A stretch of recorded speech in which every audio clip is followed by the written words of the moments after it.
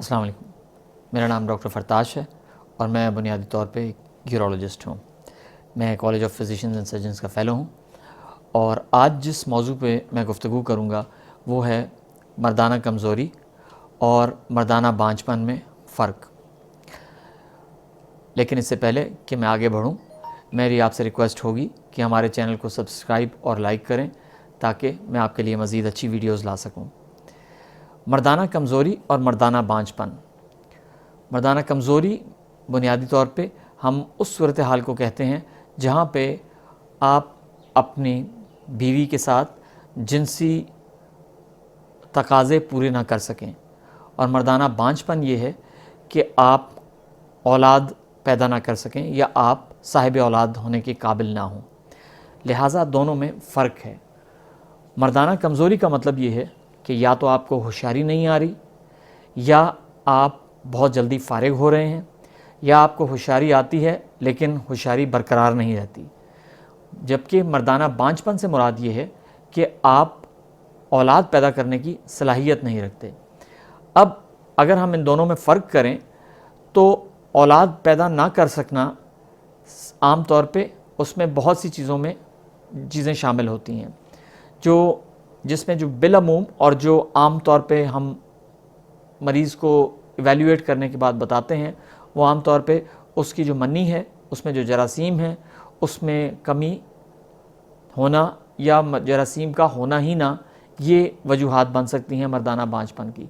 لیکن جو مردانہ کمزوری یا نامردی ہے، اس کا منی کے کاؤنٹ سے کوئی تعلق نہیں ہے۔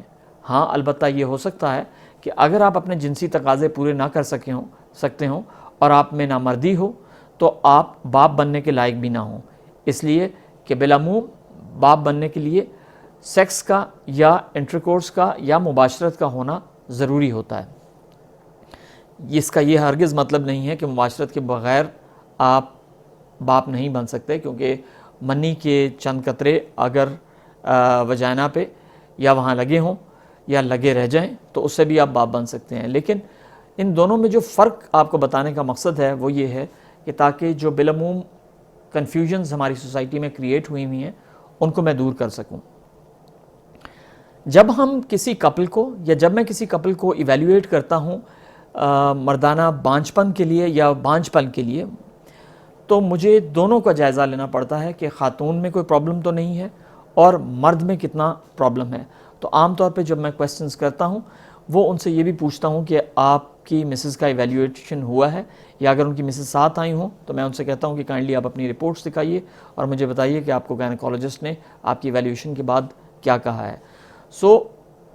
صاحب اولاد ہونے کے لیے مرد اور عورت دونوں کو ٹھیک ہونا ضروری ہے، جبکہ مردانہ کمزوری یا نامردی میں اس میں جو زیادہ دخل ہے وہ مرد کا ہے۔ مرد کو ہوشیاری نہ آنا، جس طرح میں نے پہلے بتایا، جلدی فارغ ہو جانا جس کو ہم صورت انزال کہتے ہیں، یا ہوشیاری کا برقرار نہ رکھ سکنا، یہ تمام علامات نامردی کی ہیں۔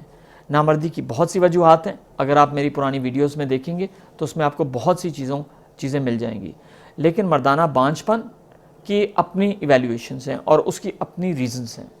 میری بہت سی اس کے علاوہ جو ویڈیوز ہیں ان میں نے ساری چیزوں کو ڈیٹیل میں اور تفصیل سے بچا چکا ہوں کہ مردانہ کمزوری اور مردانہ بانجھ پن، خاص طور پہ جو سپرمز کی کمی ہے یا سپرمز کا نہ آنا ہے آپ کی منی میں، اس کی وجوہات کیا ہیں اور اس کو ہم سد باب کس طرح کر سکتے ہیں، اور اس میں کیا کیا چیزیں ہیں جس میں آپ کو آگے جا کے ہیلپ مل سکتی ہے۔ یاد رکھیں، ایک healthy life style, daily exercise, پھل اور سبزیاں، یہ تمام بہت امپورٹنٹ رولز ہیں جو آپ کی نامردی میں بھی آپ کو ہیلپ کرتی ہیں اور آپ کے مردانہ بانجھ پن میں بھی۔ آپ کا بہت بہت شکریہ۔